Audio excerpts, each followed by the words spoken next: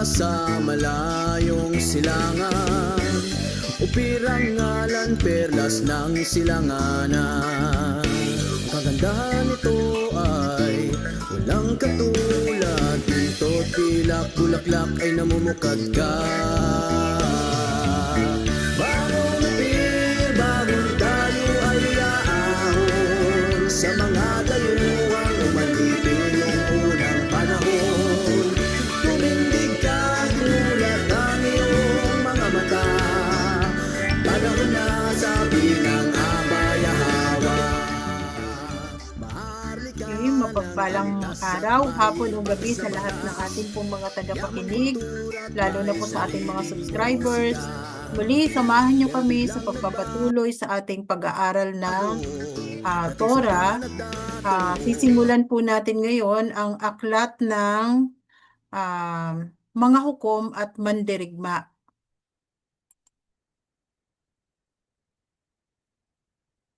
Yes, mga hukom at mandirigma. Sis, pakishare po. Okay.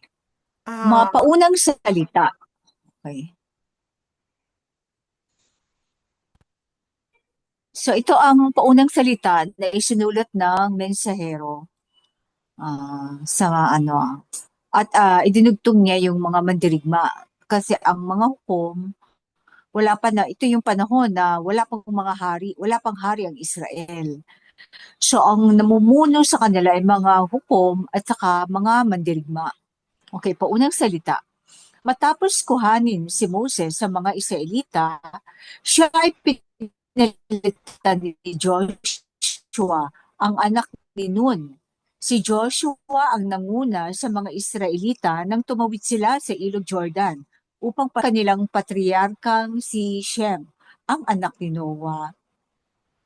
Ang pamumuno sa lupain ni Shem ay ipinasa kay Abraham, pagkatapos kay Isaac at Jacob, at ngayon ay sa mga Israelita at sa kanilang mga inapo, ayon sa tipan ni Yahweh, ang makapangyarihang alahayam sa kanilang mga ninuno. Bago siya namatay, matagumpay na hinati ni Joshua ang lupain at ipinamahagi ang mga teritoryong ito sa mga tribo ng Jacob Israel ayon sa mga tagubili ni Yahweh, ang alahayam. So, pinagpapatuloy ni Jacob ang mga ibinili ng alahayam kay Moses. Okay. Tribo ang mga Israelita ay nanirahan sa loob ng teritoryo ni Shem. Ngunit kailangan nilang makipaglaban sa kanilang mga kaaway, lalo na sa mga inapo ni Canaan na hindi makatarungang naghari at nag-angkin ng bahaging iyon ng lupain ni Shem. Hinayaan ni Yahweh ang alahayam ng mga Israelita na ang ilan sa mga Canaanite ay mabuhay upang matuto ng pakikidigma ang bagong henerasyon ng mga Israelita. Hanggat ang mga Israelita ay nananatiling tapat at masunurin sa mga batas, utos at alituntunin at nanindigan sa tipan, ang mga Canaanite ay magiging kanilang mga alipin bilang katuparan ng sumpa ni Noah. Sumpain si Canaan, siya ay magiging alipin ng mga alipin. Ito ay si Genesis 9 verses 25 to 27. Ngunit sa tuwing ang mga Israelita ay sumusuway at gumagawa ng masama, hinahayaan ni Yahweh ang alahayam na ang kanilang mga kaaway ay maghari sa kanila. Ayun. Sa panahong ito, ang makalangit na kaharian ay unti-unting nabubuo kasama ang tipan ni Yahweh na alahayam bilang saligang batas at gabay na alituntunin. Ang pamamahala ay dahan-dahang nagbabago bagamat wala pa silang formal na hari mula sa tao. Ngunit ang pamumuno at paghahari ay ipinasa mula kay Noah kay Shem, ang Melchizedek, pagkatapos kay Abraham, Isaac at Jacob.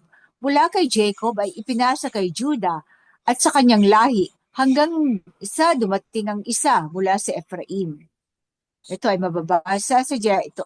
Ang korona ay hindi mawawala kay Judah, ni ang setro ng hari sa pagitan ng kanyang mga paa, hanggang sa dumating mula sa Ephraim na karapat-dapat dito na isa, at ang pagsunod ng mga bansa ay mapapa sa kanya.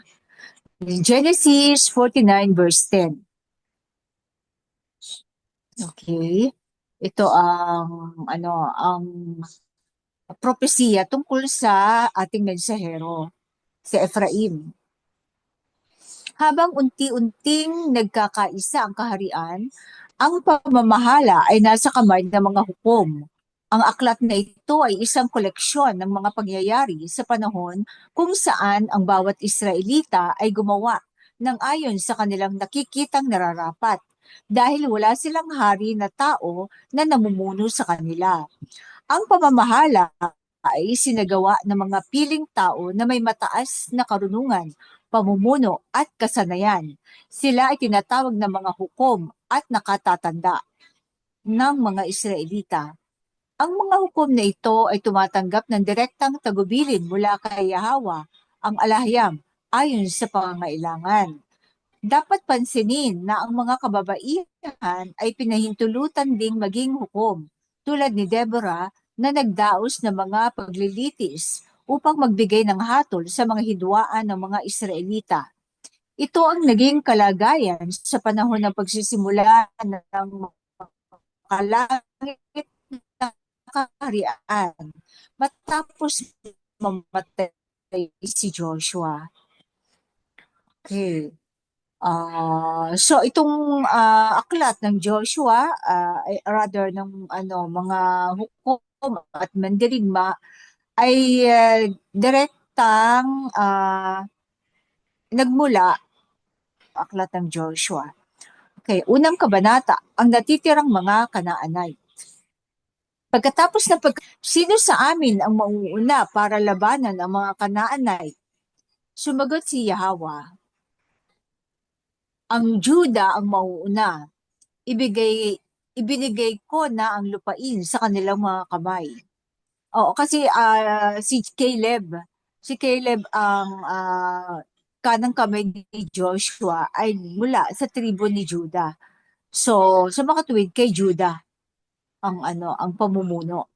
Sinabi ng hukbo mula sa tribo ni Juda, ang mga Hudyo, sa mga tribo ni Simeon, sumama kayo sa amin sa lupaing inilaan sa amin at labanan natin ang mga Kanaanite.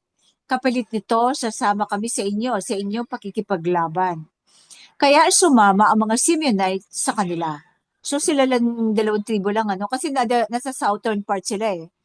Sila ang hangganan ng Hindi natin nadaanan sis yung mga alin. walang nakasulat kung kailan namatay si Caleb. Kasi dito si Wala pa. Joshua lang ang namatay, no? Oo, walang nakasulat. Pero baka dito na wala na rin si Caleb, kasi hindi mention eh. Basta sinabi Oo. lang Judah eh, no? Mm-mm. Mhm. Okay, sige, tuloy natin. Okay, sige. Okay, verse 4. Nang umatake ang Judah, ibinigay ni Yahweh ang mga Kanaanite at mga Perizzite sa kanilang mga kamay at kanilang pinatay ang 10,000 lalaki sa Bezek. Dito nila natagpuan at nilabanan si Adoni-Bezek at natalo ang parehong mga Kanaanite at Perizzite. Tumakas si Adoni-Bezek, ngunit siya ay hinabol at nahuli. Pagkatapos, pinutol nila ang mga hinlalaki sa kamay at sa paan niya. Sinabi ni Adoni-Bezek, bakit kaya ang hinlalaki lang, Sinabi ni Adoni-Bezek, 70 hari na may putol na mga hinlalaki sa kamay at sa paa ang pumulot ng tira-tira sa ilalim ng aking mesa. Oo nga pala. Si Adoni-Bezek kasi, nung mga sinakop niya ay 70. Lahat ng hari ng 70 bayan na yon, pinutulan niya ng mga hinlalaki at Oo. sa kamay at paa. Kaya ganun din ang ginawa ng tribe ni Judah. Okay. Kaya sinabi ni Adoni-Bezek, 70 hari na may putol na mga hinlalaki sa kamay at sa paa ang pumulot ng tira-tira sa ilalim ng aking mesa. Ngayon, pinarusahan ako ng alahiyam para sa ginawa ko sa kanila. Okay. Siyempre, ano ka kakakain nun, di ba? Kung wala kang hinlalaki. Yeah. Dinala nila siya sa Jerusalem at doon siya namatay. Inatake rin ng hukbo ng Juda ang mga Hudyo at sinakop ang Jerusalem mula sa mga Jebusite. So, yung Jerusalem nila doon, no? At saka walled city na ito noon pa man. Nilipol nila ang lungsod at sinunog ito. Pagkatapos nito, bumaba ang Juda upang labanan at palayasin ang mga Kanaanite na nakatira sa kabundukan, sa Negev at sa kanlurang Burol. Pagkatapos, sumulong sila laban sa mga Kanaanite na nakatira sa Hebron. So, bundok din to, na dating tinawag na Kiryat Arba. At tinalo sina Sheshai, Ahiman at Talmay. Mula rito, sumulong sila laban sa mga tao nakatira sa Debir, na dating tinawag na Kiryat Sefer. Sinabi ni Caleb, buhay pa si Caleb dito. Sinabi ni Okay, Caleb, oo. ibibigay ko ang aking anak na si Aksa bilang asawa sa sino mang umatake at sumakop sa Kiryat Sefer. O siya yung anak niya si Aksa, no? Pero nadaanan na Tinanggap, natin yan eh. Itong statement yan na yan. oo, Nadaanan na natin, di ba, si Aksa? oo. Siya yung nag-request sa kanyang Oo, asawa na bigyan sila ng tubig. oo. Oh. Si Othniel. Tinanggap ni Othniel, anak ni Kenas, na nakababatang kapatid ni Caleb, ang hamon. Kaya ibinigay ni Caleb ang kanyang anak na si Aksa bilang asawa kay Othniel. So magpinsan. Ah, ah. So magpinsan ang nagkapangasawahan. Si Oo. si Kenas at si Caleb ay magkapatid. Okay. Alam ko kung sino ang binigay niya to bilang reward, kung sino ang Oo. ang Si mangunguna, di ba? Aksa, oo. Binigay Oo. niyang reward kay kay Othniel. Othniel. Isang araw, nang lumapit si Aksa kay Othniel, hinikayat ni Aksa ang kanyang asawa na humingi ng lupa sa kanyang ama. Kaya pumunta si Othniel kay Caleb.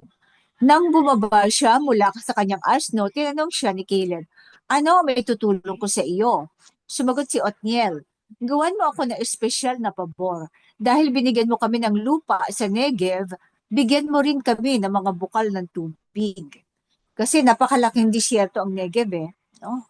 Hmm. Kaya ibinigay ni Caleb kay Othniel at Aksa ang itaas at ibabang mga bukal. Ang mga inapo ng biyena ni Moses, ang mga Midianite, ay sumama mula sa lungsod ng Palma kasama ang tribo ng Juda upang makipanirahan sa mga nasa disyerto ng Juda sa Negev malapit sa Arad. So naging kasama nila ang mga Midianite, yung biyena ni Moses, no? Hmm.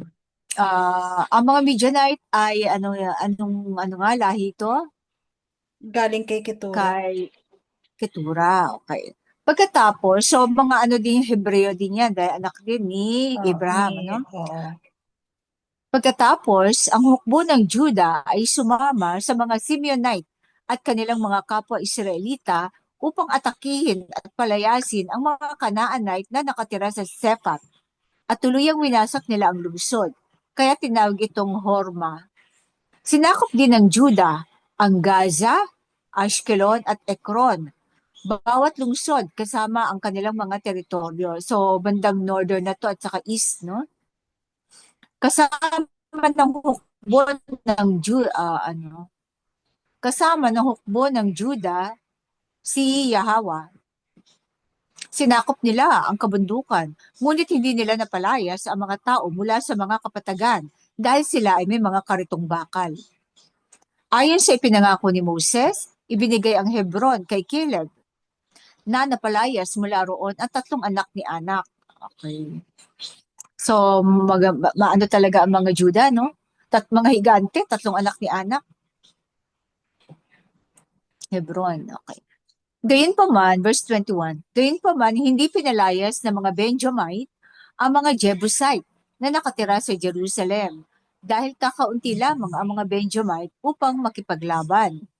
Ngayon, inatake ng mga tribo ni Joseph ang Bethel.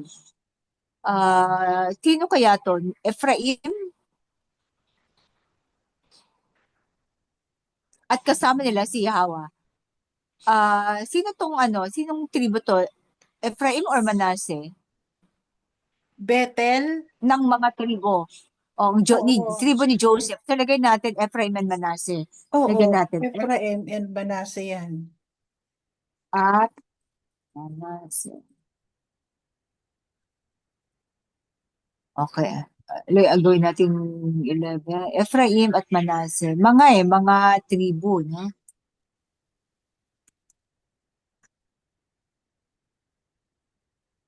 Ang Bethel at kasama nila si Yahawa. Okay. Nang magpadala sila ng mga tiktik upang galugarin ang Bethel na dating tinawag na Luz, nakita ng mga tiktik ang isang lalaki na lumalabas mula sa lungsod at sinabi nila sa kanya, "Ituro mo sa amin kung paano makakapasok sa lungsod at titiyakin namin maganda ang trato namin sa iyo." Siguro mga secret door yun, ano, secret passage para di makapasok yung mga kalaban. Kaya itinuro niya sa kanila at winasak nila ang lungsod, ngunit pinaligtas ang lalaki at ang kanyang buong pamilya. So talaga yung mga tumutulong sa mga Israelita ay naililigtas, no? Oo. Pagkatapos, pumunta siya sa lupaing sinakop ng mga Hittite, isang angka ng mga Canaanite, kung saan nagtayo siya ng lungsod at tinawag itong Luz, na pangalan nito hanggang sa panahong isinusulat ito. Sino yung siya? Ito yung Hmm. lalaking Oo, yung galing sa lalaki. Oo. Oh, siya pala ang nagtayo ng Luz. Hmm. Okay, galing sa Bethel. Ngunit hindi pinalayas ni Manasseh ang mga tao ng Bethshan or Taanak o Dor o Ibleam o Megiddo at ang mga nakapaligid na nayon sa kanila dahil lumaban ang mga Kanaanite at nagpumilit na sakupin ang lupaing ingon. O, ito si Manasseh na to, no? So, teritoryo to ni Manasseh. Hmm. So, nakipaglaban ang mga Kanaanite. Nang maging malakas ang mga Israelita, ginawa nilang alipin ang mga Kanaanite sa sapilitang pagtatrabaho at hindi nila lubos na pinalayas. So, naging forced labor, no? Gayon din, hindi pinalayas ng Ephraim ang mga Kanaanite na nakatira sa Gezer. Ngunit patuloy na nanirahan ang mga Kanaanite kasama nila. So, ito ay mga pagkakasala. Siguro gusto nila na meron silang mga alipin, no?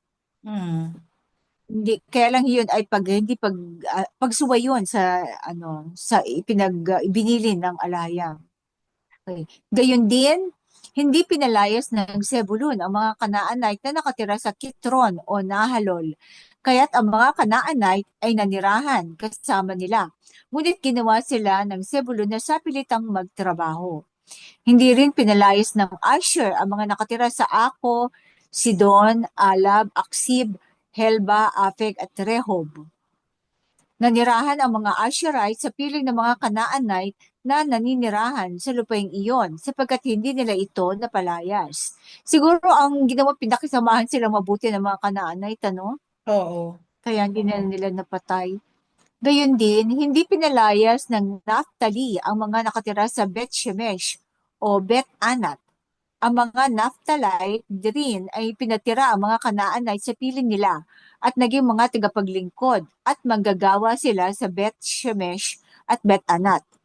Ngunit nilabanan ng mga Amorite, isang pamilya ng mga Kanaanite, ang mga Danite. O, yung mga Amorite, kaya pala nawala si Danite yung kanilang lupain.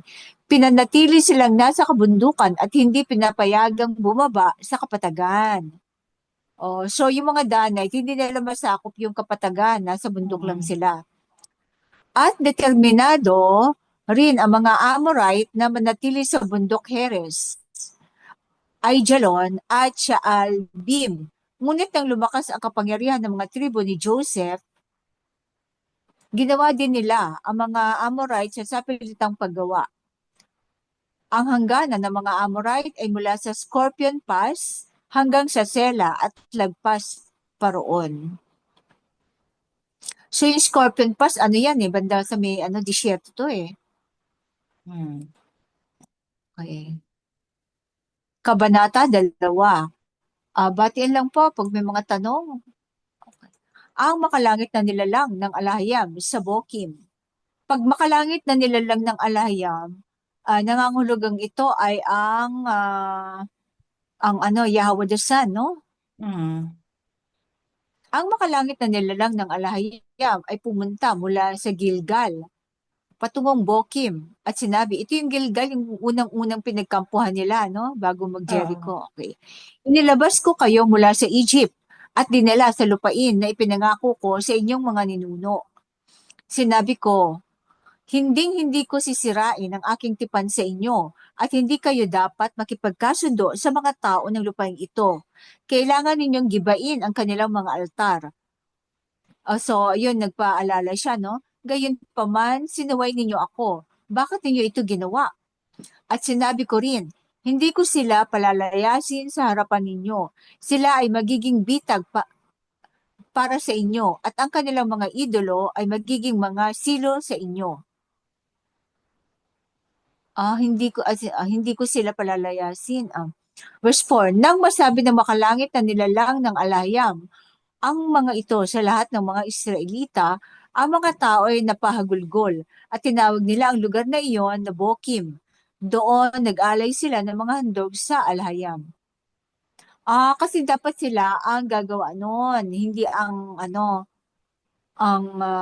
makalangit na nilalang ng alayam. Sila ang magkukusang magpalayas. Mm. Parang sinusubok sila, no? Mm. Paglilinaw. Laging tandaan na ang celestial being o makalangit na nilalang ng alahayam na naglabas sa mga Israelita mula sa Egypt ay siya ring celestial being na binigyan ng Ama ng kanyang sariling pangalang Yahweh. Sa Exodus 23 verses 20 to 21. Ang celestial being na ito ang naging anak ng alahayam na pinagkalooban ng Ama ng mga Israelita bilang kanyang mana. Sa Salmo 2 verses 7 to 8. Pinagtibay rin ito sa Joel 3 verse 2. So, yun ang paglilinaw. So, ito si Yahweh the Sun. Pagsuway at pagkatalo. Matapos payagan, talagang magkakambal ang yan, pagsuway at pagkatalo, no? Mm. Magkakambal talaga. Pag sumuway ka, matatalo ka. Verse 6, matapos payagan ni Joshua ang mga Israelita, sila ay nagpunta upang sakupin ang lupain, bawat isa sa kanilang mana. Naglingkod ang mga tao sa alahayam sa buong buhay ni Joshua at ng mga nakatatandang nabuhay pa matapos niya, na nakakita sa lahat ng magagandang bagay na ginawa ng alahayam para sa mga Israelita. Si Joshua, anak ni Nun, lingkod ng alahayam, ay namatay sa edad na 110 at inilibing niya siya sa lupain ng kanyang mana sa Timnath Here sa kabundukan ng Ephraim, hilaga ng bundok Gaash. Sa may Pagkatapos ng kamatayan ni Joshua, anak ni Nun, ang mas nakatatandang henerasyon ng mga Israelita ay namatay na rin at isang bagong henerasyon ang pumalit. Ang bagong henerasyong ito ay hindi kinilala si Yahweh, ang alahayam ng kanilang mga ninuno, at ang mga ginawa niya para sa mga Israelita. Ito ang nakakatakot na bahagi, yung Oo. pinagsikapan mo pero yung magiging mga descendant ay iba ang kanilang priority kasi naging magaan ang kanilang buhay. Kahit yung mga nagsikap noon ng mga magulang, di ba? Parang Oo. nawawalang saysay ang kanilang Naging pinaghirapan dahil sa kampante kasi kanilang yung, mga anak. oo, naging kampante yung mga kabataan. Kasi nga, Oo. kumbaga, nagkaroon na sila ng kapayapaan. Meron na silang mga sariling bahay at lupa. So, Ibang parang, prioridad, no? oo, iba na yung kanilang prioridad. At At saka yung siguro, impluensya ah, baka ng mga naman, kanaanita. dahil wala ng leader sila, ay nakalimutan na rin itong mga magulang na ituro sa kanilang mga anak yung mga tagubilin at mga Mm. kautusan ni Yahweh. Kaya nga 'di ba Kasi ang mga magulang, parang oo, busy parang sila sa naging busy na rin sila, pagpapalaganap ng naging kanilang kampante na. kabuhayan. Oo. Oo. So hindi Oo. na nila naalala. At saka, may mga impluensya. May impluensya rin ang kanaanay. Oo. Siyempre, mahilig sa mga yung mga kanaanita, di ba? Mm. Kaya nga 'di ba pinagbili ni Kaya, Moses 'yan na ano man ang iyong gagawin ay ikukuwento sa mm, mga anak nila, oo, 'di ba? oo, pag-usapan, no? Kung uupo Oo. ka o Oo, kung ano, ano, tatayo o lalakad, di nakahiga ba? ka man, Laging nakaupo. pag-usapan. Oo, Oo, lahat ng pagkakataon laging pag-usapan ang mga oo, tagubilin ni Yahawa. oo. So siguro Pag-uusapan, eto, hindi debate. Kaya lang ngayon oo. sis debate ang nangyayari sa panahon natin. Hanggang Kaya ngayon, ibang-iba oo, sa talaga ang panahon ano. natin, ibang-iba na talaga ang kabataan. Kasi Hindi, at saka ibang-iba yung kanilang ano, nakamulatnan. iba na yung kinamulatan nila. Brainwashed. Kagaya Oo. ngayon, tingnan mo, kahit mga kabataan natin na nasa covenant na, mas naaagaw yung ano nila, yung oras nila ng social media. Social media. At saka ang dami nila nakikita sa social media. Parang Oo, backward daw ang ating mga tinuturo. Parang ganun, no? kaya nga, Mas oo. modern. Sana ay Tapos mabuksan minsan ko din. questionin ka pa, anak ko, yung mga ano, matagal na yan eh. Oo, luma na yan. Oo, luma na yung mga tinuturo nyo. Ano kaya sabi niya, ano, ating pambansang bayani, ang kabataan ng pag-asa ng bayan. Mhm. Kung alam lang niya. Oo, ano na kaya ang nangyari sa kabataan ngayon? Magiging Mm. pag-asa ng bayan pa kaya sila? Tingnan natin pag nawala mga internet. Tingnan natin kung saan sila, ano, kanilang pagkakaabalahan Oo. naman. Kasi 'di ba dati may nagtanong sa mensahero, ano bang dapat namin ituro sa aming mga anak sa upang ihanda sila? Sabi ng ng mensahero, turuan ninyo kung paano silang magsusurvive sa wilderness. Mm. Kasi sabi nung nagtanong, ang mga anak ko kasi ay mahilig sa mga sa technical, ganun. Mm. So, ano pa ba ang pwede naming ituro sa kanila para sila ay maging handa? Magsaing, magsibak ng kahoy, Oo. magigib. Tapos sabi ng mensahero, turuan nyo sila kung paano mag-survive sa wilderness. Wala dong Oo. mga hotdog, walang ham, walang Walang aircon. kuryente, walang Oo. aircon, walang electric fan, at wala dong Tanda mga ko yan. tissue, walang CR. Oo. Oh, paano ka ngayon magsusurvive Tama. doon? Pag nawala din yung mga So, internet. Kasi ano doon ang ka nak matitrace eh. yes, Pag oo. kumabit ka sa internet, trace ka yan. Kung ano ang nakasanayan nila, Oo. napakahirap nilang i-adapt kung ano ang buhay sa wilderness. Oo. Paano kaya mabubuhay ang kabataan kung walang gadget, walang internet? Ano ang gagawin nila? Mm. 'Di ba? Oo. Naiiyak talaga sila. Kaya Ayan, ay katanungan na hanging question. oo, No? Bahala na. hangin. Bahala na Bahala yung yung ating sumagot. mga tagapakinig Masumagot. Oo. kung ano ang Okay, kanilang magiging kasagutan. verse 11 tayo. Ang bagong henerasyong ito ng mga Israelita ay naglingkod kay Baal. Ayun, at gumawa Ayun ng na, maraming oo. kasamaan sa paningin ni Yahweh, ang alayam. Siguro nakiki-orgy-orgy na rin sila, di ba? Kaya nga, Mga party-party oo. doon, Kaya nga fiesta-fiesta. ipinag-utos ng alahayam na lipulin ninyo ang lahat ng mga Canaanites. Kasi balang araw, sila ay magiging tinik sa kanilang mga mata, di ba?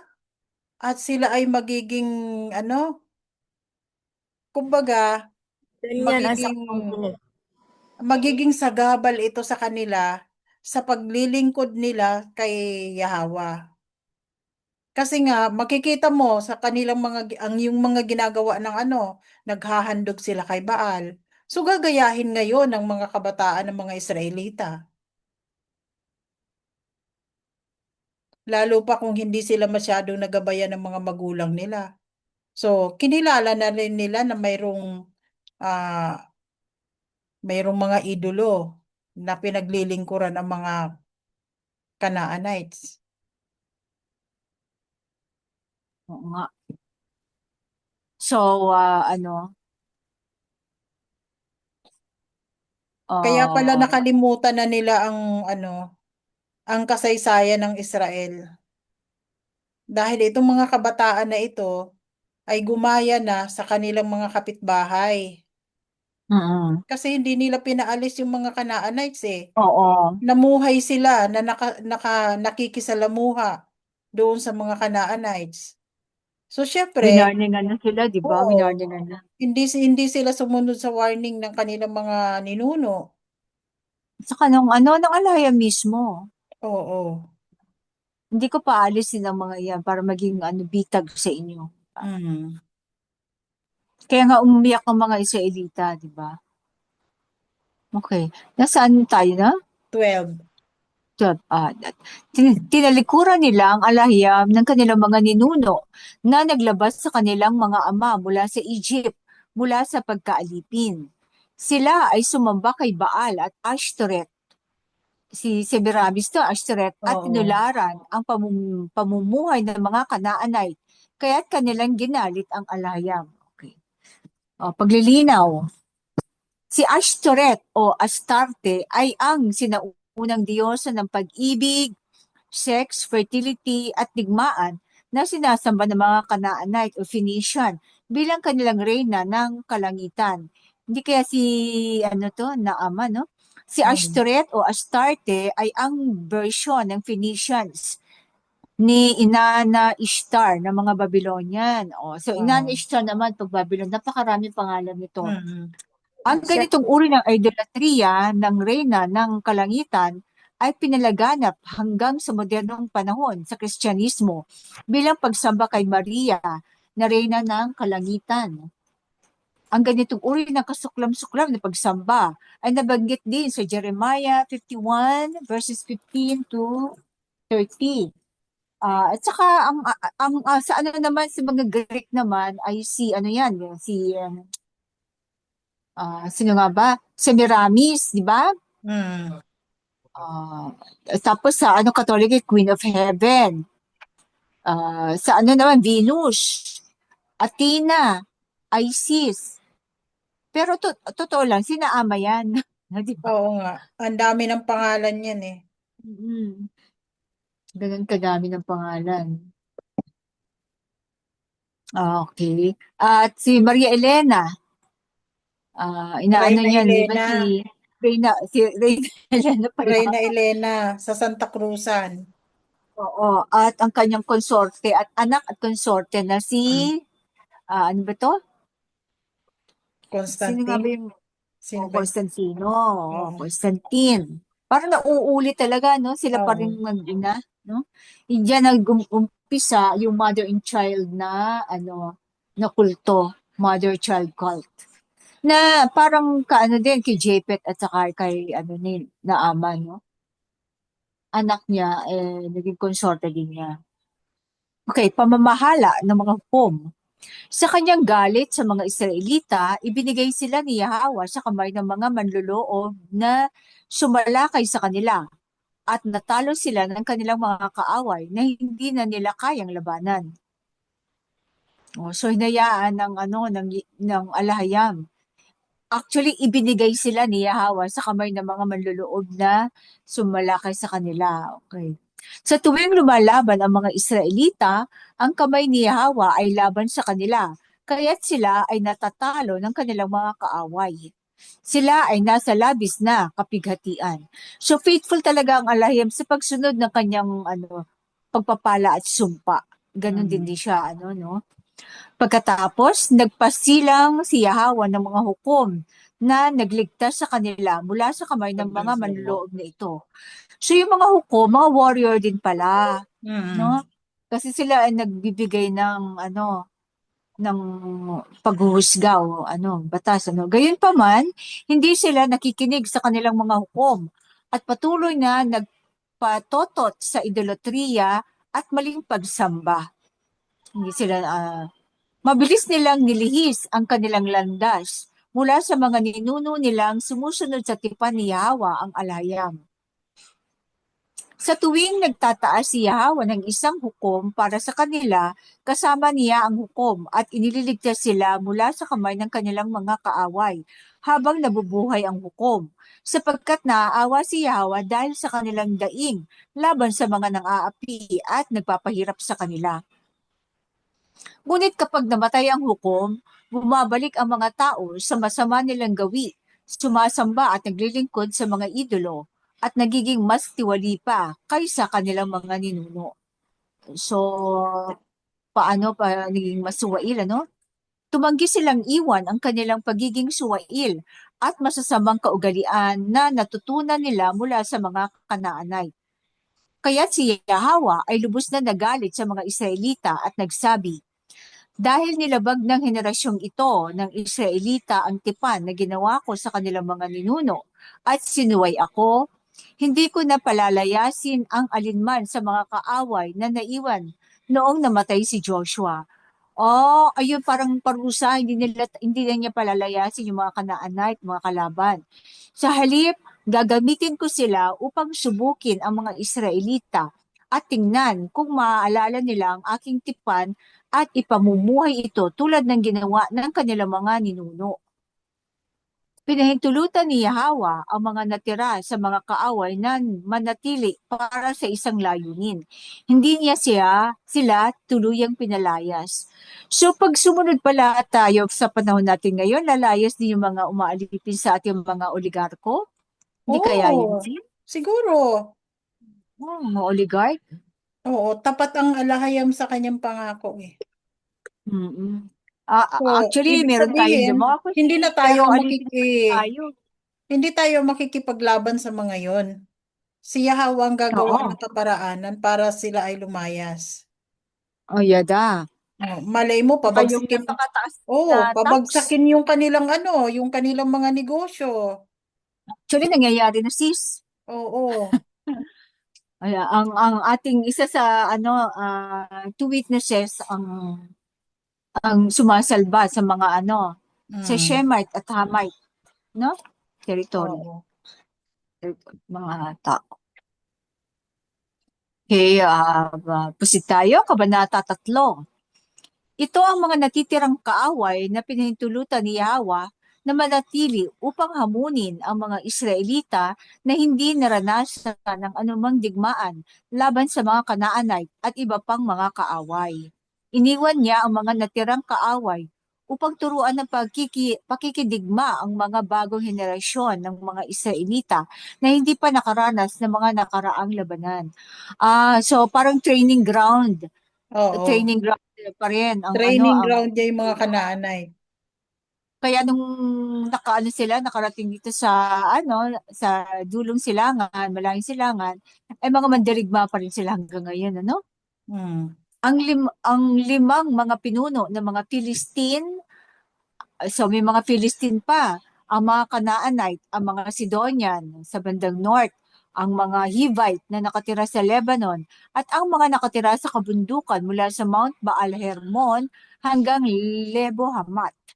Iniwan sila upang maglagay ng pagsubok sa mga Israelita upang makita kung sila ay susunod sa tipan at mga kautusan na ibinigay niya sa kanilang mga ninuno sa pamamagitan ni Moses. Ang bagong henerasyon ng mga Israelita ay namuhay kasama ang mga kadugo ng mga Kanaanite. Ito ang mga Hittite, Amorite, Perizzite, Hivite at Jebusite. So 5 pa, no? Sila ay sumamba sa mga idolo ng mga Kanaanite at nakipag-asawa sa kanila. Kinuha nila ang mga anak na babae ng mga Kanaanite bilang asawa at ibinigay ang kanilang sariling mga anak na babae sa mga anak na lalaki ng mga Kanaanite. Naku, galit na galit dito si Ito ay isang bagay na ipinagbabawal sa mga batas ng tipan na ibinigay ni Yahweh ang kanilang alahayam sa mga Israelita sa pamamagitan ni Moses. Okay. So Sis ito si Rudim. Otniel. Otniel. Oo, Ano? Sis Rudim. Pakitanggal itong mga marker mo. Oo. Kaya mo lang sis. Mm. Okay.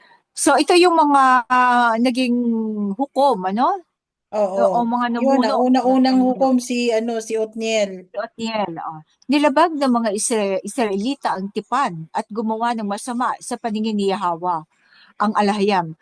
Kanilang kinalimutan si Yahweh at sinamba ang mga idolo ni Baal at Asherah. Ang galit ng Alahayam ay nagningas laban sa mga Israelita, kaya't ibinigay niya sila sa mga kamay ni Kushan Rishataim, na hari ng Aram Naharaim, kung kanino ang mga Israelita ay naging alipin sa loob ng 8 taon.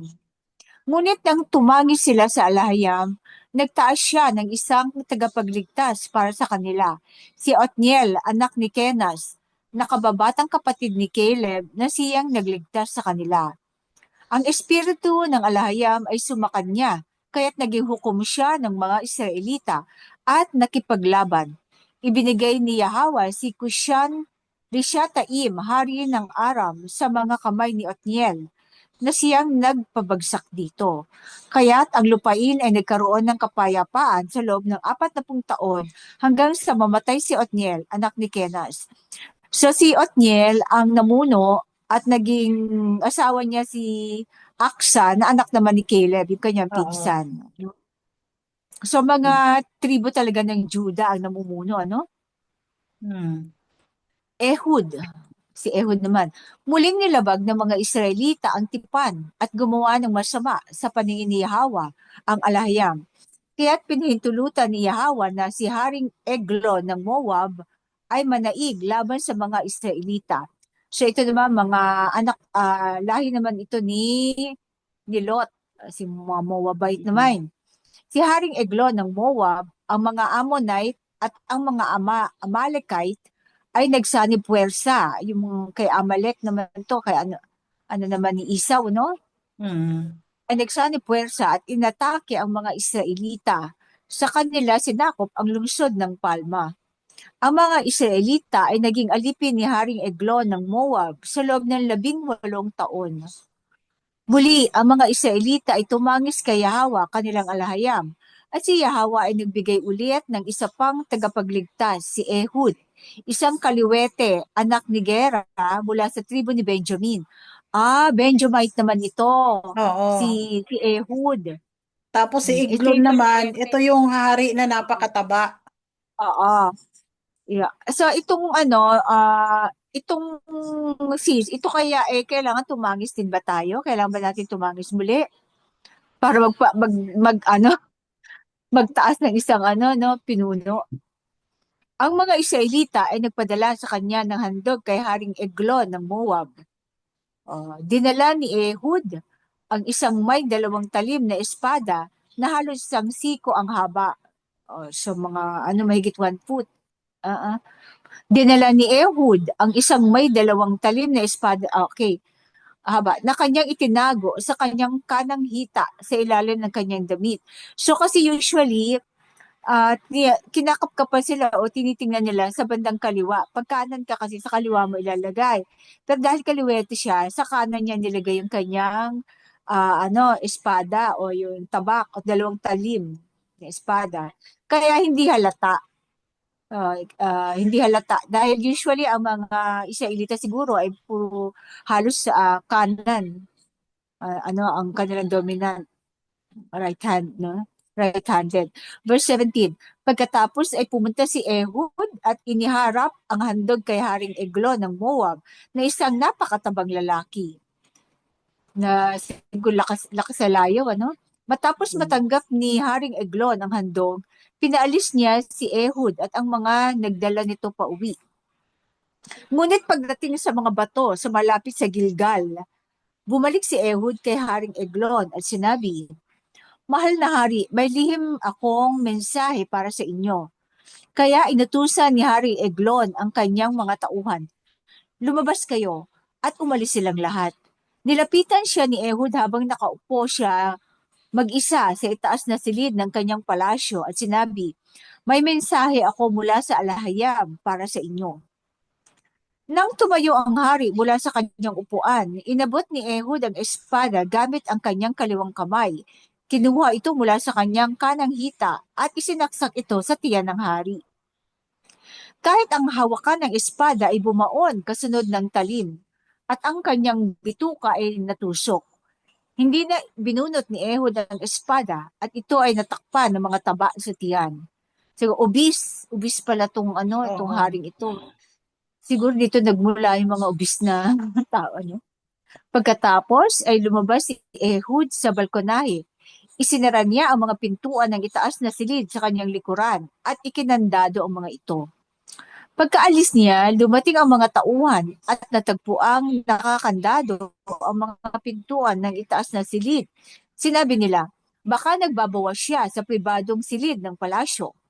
Naghintay sila na buksan ang pinto at lumabas ang hari. Ngunit nainip sila. Kaya kinuha nila ang susi at binuksan ang pintuan. Doon nila nakita ang kanilang hari, patay na at nakahiga sa sahig. Sa mga oras na iyon, nakatakas na si Ehud patungong Seira, lampas sa mga bato. Nang siya ay dumating sa Seira, hinipan niya ang shofar sa kabundukan ng Ephraim, at ang mga Israelita ay bumaba mula sa kabundukan upang salubungin siya. Sumunod kayo sa akin, sapagkat ibinigay na ni Yahweh ang Moab, ang inyong kaaway sa inyong mga kamay.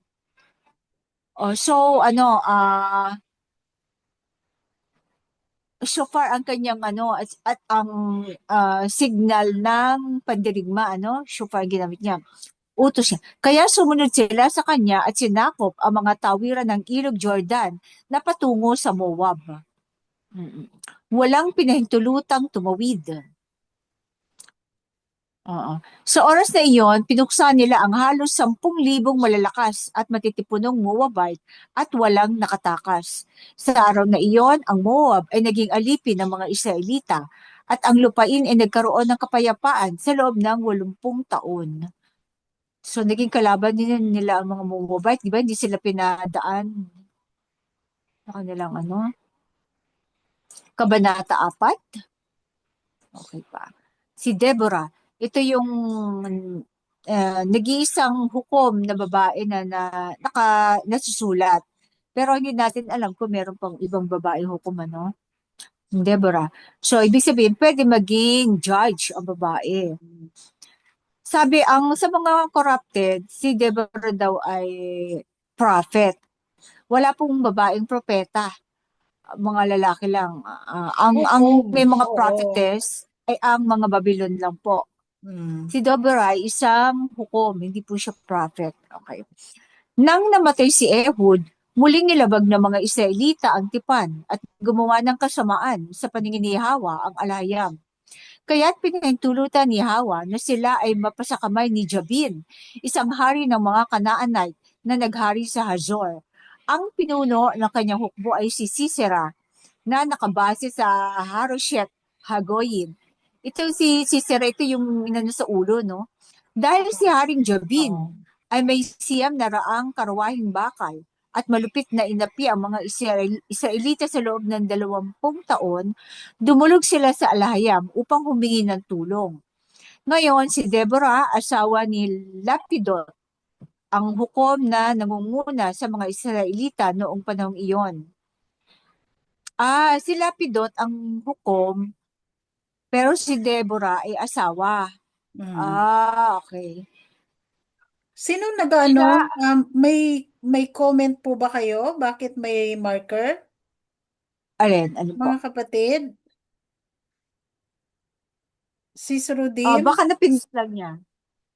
Baka napindot lang. Oo. Hindi ko rin maano eh. Lalong dumami. Oo nga, no? Wait. Natatakpan itong natin. Pakitanggal mga kapatid kung sinong naglalagay nitong marker. Walang pangalan ba? Sis Rudim nakikita ko eh. Mawala din yan pag mabagal lang siguro ang net kaya hindi siya nawawala. Pero nababasa naman sis. Kasi black ang mo, background. Okay. So mag-asawa pala sila si Deborah at saka si Lapidot. Ang hukom na nangunguna sa mga Israelita noong panahong iyon. Siya ay nagdaraos ng paglilitis sa ilalim ng palmera ni Deborah sa pagitan ng Rama at Bethel sa kaburulan ng Ephraim, kung saan pumupunta ang mga Israelita upang ipasya ang kanilang mga alitan.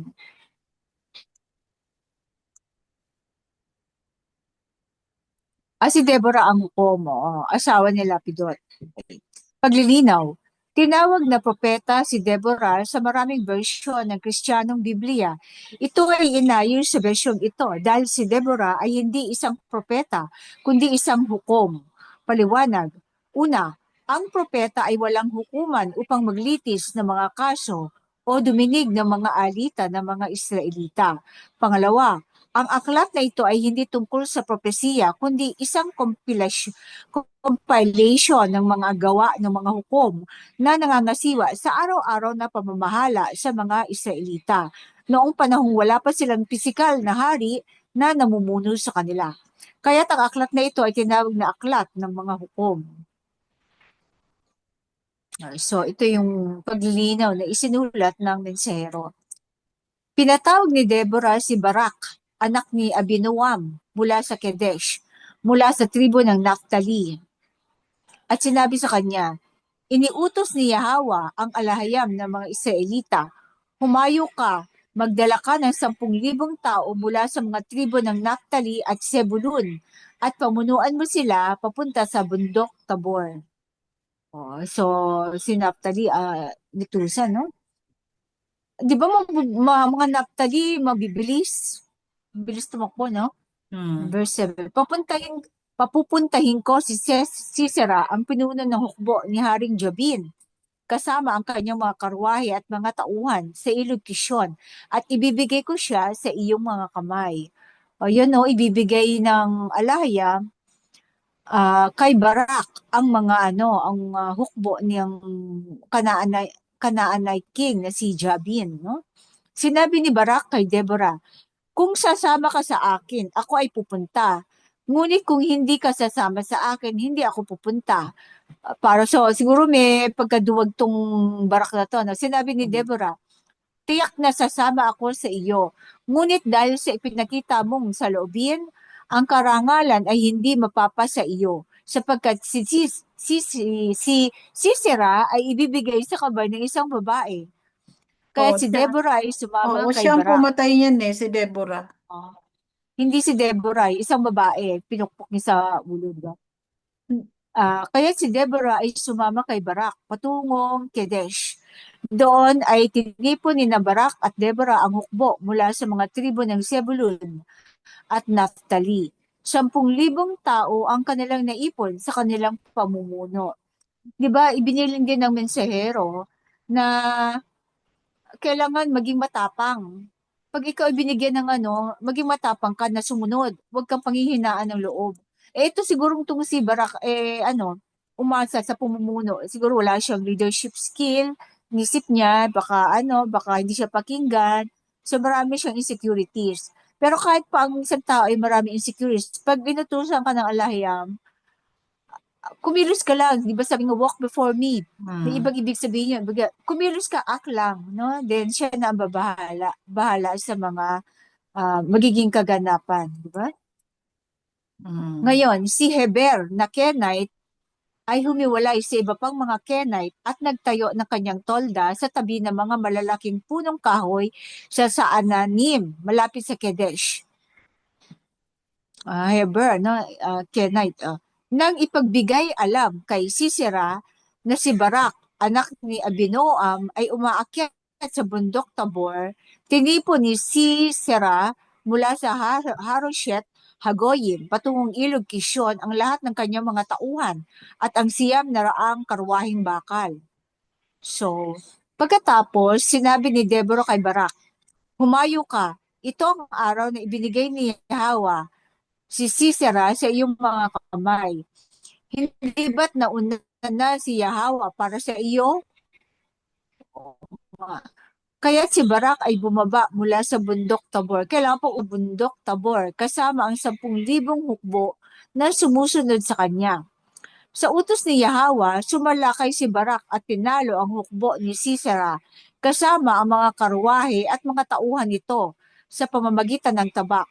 Kaya't si Sisera ay bumaba mula sa kanyang karwahe at patakas na naglakad. Okay. So, nakatakas si Sisera. Hinabol ni Barak ang mga karwahe at hukbo hanggang sa Haroshet Hagoyim. At ang lahat ng tauhan ni Sisera ay nabuwal sa tabak. Wala ni isa mang natira. So, si Sisera naglakad lang. So, hindi siya nahabol. Hindi siguro siya nakita. Samantala, si Sisera ay tumakas na naglalakad at nagkubli sa tolda ni Heber na Kenita. So ito yung Heber na Kenite. Dahil may alyansa sa pagitan ni Haring Jabin ng Hazor at ng angka ni Heber na Kenita. So may alyansa. So akala niya safe siya doon. Lumabas si Jael, asawa ni Heber na Kenite. Yung Jael, to yung babaeng asawa ni Heber. Upang salubungin si Sisera at sinabi sa kanya, "Pumasok ka, Panginoon ko, huwag kang matakot."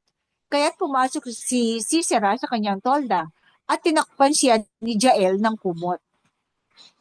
Paglilinaw, ang salitang Panginoon o Lord ay hindi dapat gamitin bilang pamagat na tumutukoy sa makapangyarihang lumikha dahil ito ay mababang titulo para sa tao, tulad ng Panginoon ng lupa o landlord, Panginoon ng droga, drug lord, at Panginoon ng sugal, gambling lord, at para sa idolatry, tulad ng Panginoong Baal, Lord Baal, no?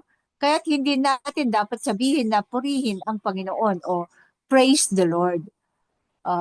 Paumanhin sa sinabi ko ha, dahil binabasa ko lang po. Walang malaking pagkakaiba sa pagitan ng malaki at maliit na letrang P or P, Panginoon. Dahil ang Panginoon na capital P at Panginoon na small p ay iisang kahulugan lamang. So, actually sa English to is Lord. Malaking L at saka maliit na L. Siguro dapat ito gawin nating LORD, no?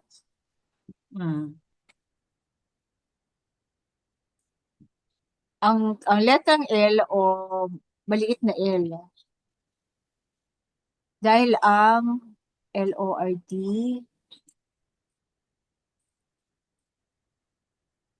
na capital at LORD na maliit ay iisang kahulugan lamang. Okay.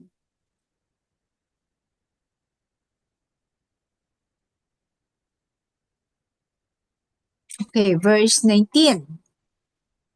Ako ay nauuhaw, pakibigyan mo ako ng tubig, sabi ni Sisera. Binuksan ni Jael ang isang sisidla ng gatas. Siya ay pinainom at tinakpan siyang muli. Pagkatapos ay sinabi ni Sisera kay Jael, tumayo ka sa pintuan ng tolda at kung may dumarating at magtanong, mayroon bang tao diyan? Sabihin mong wala. So, bakit kaya gatas? Para makatulong siguro, no? Ngunit kinuha ni Jael, asawa ni Heber na Kenite, ang isang tulos ng tolda. Yung stick ba yun? Or stick. Tulos ng tolda at martilyo at tahimik na lumapit kay Sisera habang siya ay nakahiga at pagod na natutulog. Itinusok niya ang tulos sa sentido ni Sisera hanggang sa lumapat ito sa lupa. So talagang parang ibinaon niya yung tulos. Oo, parang nakapako niya. Oo. At siya ay namatay. Sisera ay namatay. Hindi, at si Sisera, pag siya kasi at si Sisera ay namatay. Ang sentido ay bahagi sa pagitan ng dulo ng kilay at itaas na bahagi ng tainga. Yung sentido common, sentido. Nang dumating si Barak habang hinahabol si Sisera, lumabas si Jael upang salubungin siya. Halika, ipakikita ko sa iyo ang lalaking hinahanap mo, wika niya.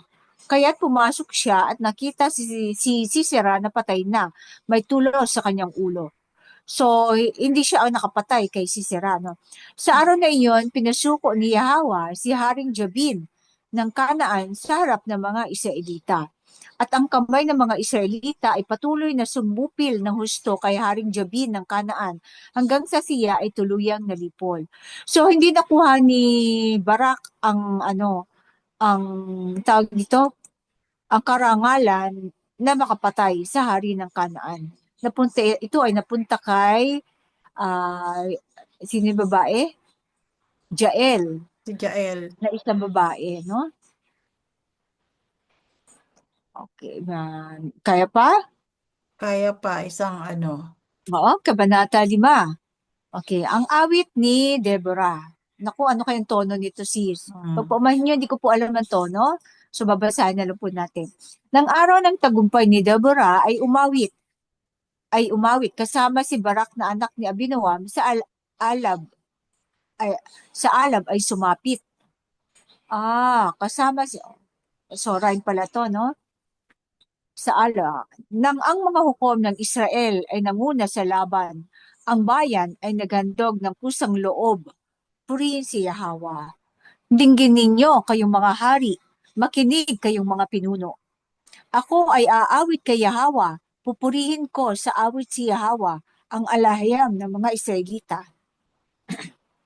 Nang ikaw, o alahayam, mula sa Seir ay umalis, nagmarcha mula sa Edom, ang lupa ay nayanig, at mga ulap sa langit ay nagbuhos ng tubig. Sa harap ng alahayam, ang mga bundok ay nanginig. Ang isa ng Sinai, sa harap ni Yahweh, ang mga Israelita ay tumindig. Noong mga araw ni Shamgar na anak ni Anak, noong mga araw ni Jael, ang mga daan ay iniwan, lumihis ng landas ang mga Israel. Ang mga taga-nayon ay nag-atubili, hindi sila lumaban. Hanggang sa ako, si Deborah, ay tumindig sa harapan. Hanggang sa ako ay tumindig bilang hukom kay Jacob na bayan. Kay Jacob na bayan. Si Yahweh ay pumili ng mga bagong pinuno nang dumating ang digmaan sa lungsod na mga pinto. Ngunit walang kalasag o sibat na nakita sa 40,000 lalaki ng Israel na bansa. So, walang sibat. Nasa mga hukom ng Israel ang aking puso. Purihin si Yahweh ng matatapang na mandirigma. Kayong sumasakay sa mga asno na nakaupo sa inyong mga sapin pang kabayo, at kayong naglalakad sa daan. Dinggin ang mga mang-aawit sa mga patubigan. Inaawit nila ang mga tagumpay ng alahayam, ang mga tagumpay ng kanyang Israel na mga taga-nayon. Ang kanyang bayan ay bumaba sa mga pintuan ng lungsod na iyon. Gumising, gumising, Deborah. Umawit ka ng malakas. Bangon, Barak, anak ni Abinoam. Dalhin mo ang mga bihag sa landas. Ang nalalabi sa mga maharlika ay bumaba. Ang bayan ng alahayam ay sa kaaway nakidigma. Ang ilan sa tribo ng Ephraim na nasa Amalek ang mga ugat. Ang tribo ng Benjamin ay kasama ng mga taong sumibat. Mula sa Makir ay bumaba ang mga kapitan mula sa tribo ng Sebulun. Yaong mga may tungkod ng isang commander ay nagsisulong. Ang mga nakatatanda ng Isakar ay kasama ni Deborah. Oo, sa ilalim ng kanyang utos, si Barak ay sumama. Sa mga distrito ng tribo ng Ruben ay maraming nagdududa. Bakit kayo nananatili sa mga tupang kulungan upang makinig sa pagsipol para sa mga kawan? Sa tribo ng Ruben ay maraming sa puso ay nagtanungan. Si Gilead ay nanatili sa kabilang ibayo ng ilog Jordan at may nagtanong sa tribo ng Dan. Bakit sa tabi ng mga barko siya ay natagalan? Ang tribo ng Asher sa baybayin nanatili sa kanyang lunggang tirahan. Ang hukbo ng Sebulun ay nagbuwis ng buhay sa tarangkahan. Gayon din ang hukbo ng Naphtali sa mga bukid na hagdanan. O ito yung rice terraces. Kay Naphtali pala to. Dumating ang mga hari ng Kanaan, ngunit ang Israel sa kanila ay lumaban. Sa Taanak, sa tabi ng tubig ng Megiddo, ni isang pilak hindi sila nagsamsam. Mula sa langit, ang mga bituin ay lumaban. Lumaban sila kay Sisera mula sa kanilang mga daan. Ang agos ng ilog Kisyon, kaaway ay palayong tinangay, nagtuloy-tuloy ang ilog na sinauna, o aking diwa, magpakalakas ka. Yun ko lang to. Nagpakas ka. Ang mga kabayo ay kumalabog, ang mga kuko, kasama ang mga kabalyero sa kanilang pagtakbo. Sumpain ang meros, sabi ng makalangit na nilalang ni Yahweh. Sumpain ng husto ang kanyang mga taong pasaway, dahil hindi sila tumulong sa bayan ng Alayam laban sa mga kaaway. Purihin si Jael sa mga kababaihan, ang kay Heber na asawa, maging pinagpala siya sa mga babaeng naninirahan sa tolda. Si Sisera ay humingi ng tubig, gatas sa mangkok, siya ay binigyan. Gintong mangkok ang sisidla ng gatas na kinudkuran. Oh, ang kanyang kamay ay humawak ng tulos ng tolda. Ang kanang kamay ay humawak ng martilyo ng manggagawa. Sa sentido sa ulo ni Sisera, ang pantusok ay kanyang itinama at ang kanyang ulo ay napako sa lupa. Sa tolda ni Jael, siya ay bumagsak. Sa kanyang paanan, si Sisera ay bumubulagta. Sa kamay ng babae, buhay niya ay nawala. Ang ina ni Sisera ay sumilip sa bintana. Sa likod ng rehas ay sumigaw siya, bakit ang pagdating niya ay naantala? Nasaan ang kalansing ng kanyang mga karwahe at mandirigma? Ang pinakatuso sa kanyang mga babae ay nagwika, katotohanan sa sarili ay patuloy niyang sinasalita. Hindi ba sila naghahati-hati ng mga samsam na nakuha? Isang babae o dalawa sa bawat lalaking isa. Makukulay na kasuotang samsam para kay Sisera. Aking makukulay na kasuotan na may burda. O Alahayam, nawa ay lahat ng iyong mga kaaway ay malusaw, nawa ay lahat ng sumusunod sa iyo ay magliwanag tulad ng araw. Pagkatapos, ang lupain ay nagkaroon ng kapayapaan sa loob ng 40 taon. Yada, halalwaya, Alahayam. Ito ang salita ng Alahayam. Halalwaya. Yada. Yada. Halalwaya. Alhaya. Yung mga ano po ba? Yung mga reaction o komento?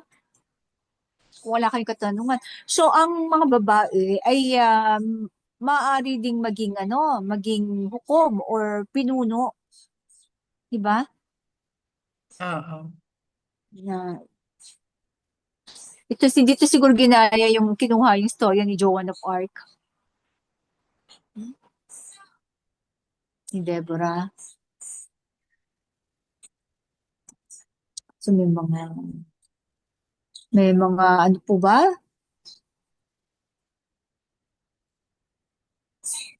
Wala bang So, wala ba yung ating mga kapatid, si Bro Mario? So, makikita dito na pag namatay yung hukom, nagiging alipin sila. Nagiging napapasakamay sila ng mga ibang bansa, mga kaaway nila. Ngayon, pag umiyak, siguro pag umiiyak sila, yung talagang hirap na, no? Hindi nila naisip na pagsunod lang naman sa mga kautusan ang solusyon doon no? Pero ang napaka-merciful pa rin ng Aba kasi hindi niya hinahayaang malugmok ang mga Israelites, di ba? Nag-aano siya, papadala ng mga hukom.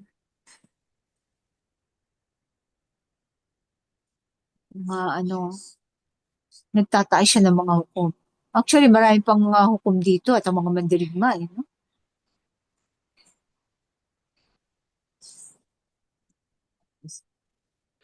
Mga So, meron po ba tayong magandang awitin na ayon sa ating nabasa? Pakita mo kung paano naging magaling na mandirigma ang mga Israelita. Ito ang panahon Pilipinas. Sige, pakinggan natin mga kapatid.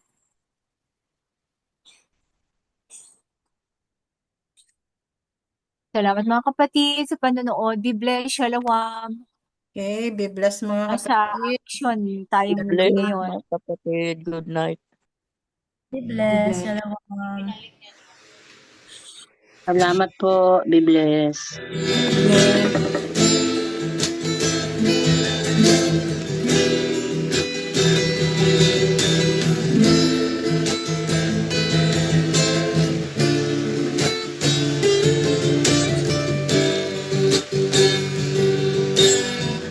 Sa awit ko lang sasabihin, baka sakaling ikaw ay malising. Mahaba na rin ang iyong himbing, kailangan na ikaw ay tatigin. Ipaalala ko sa'yo kung bakit ka nagkaganito. Nabihag ka ng mga dayuhan, nilasing ka ng buwan na kagandahan na siyang dahilan kung bakit ka nagkakaganyan.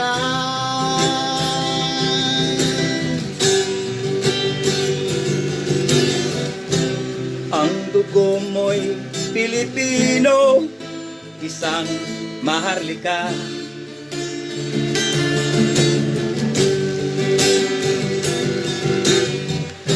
Likas sa puso'y kabutihan ang nananalaytay sa iyong kaisipan. At ang iyong mga ninuno may bakas na naiwan na dapat matandaan. O pero ikaw ang bayan at ang pinanggalingan ng buong sambayanan. Ipaalala ko sa'yo kung bakit ka nagkaganito. Nabihag ka ng mga dayuhan, nilasing ka ng buwan na kagandahan na siyang dahilan kung bakit ka nagkakaganyan.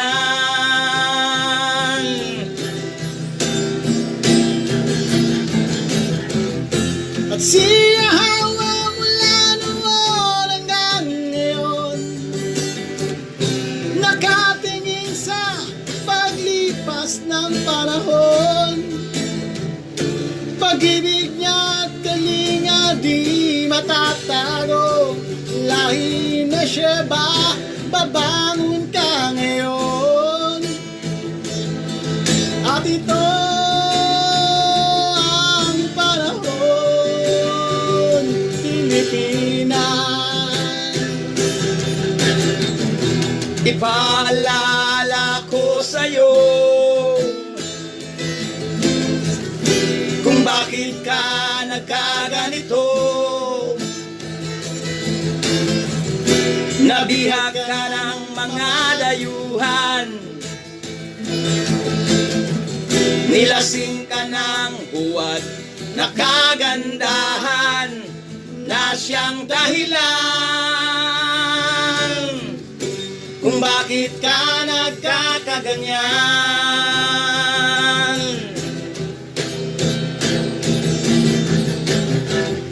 At siya wala noon hanggang ngayon, nakatingin sa paglipas ng panahon. Pag-ibig niya at kalinga di matatago, lahi na siya ba, babangon ka ngayon. At ito ang panahon,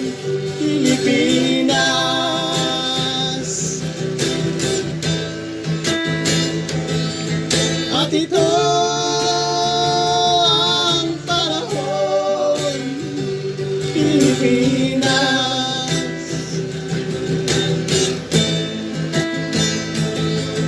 At ito ang panahon, Pilipinas.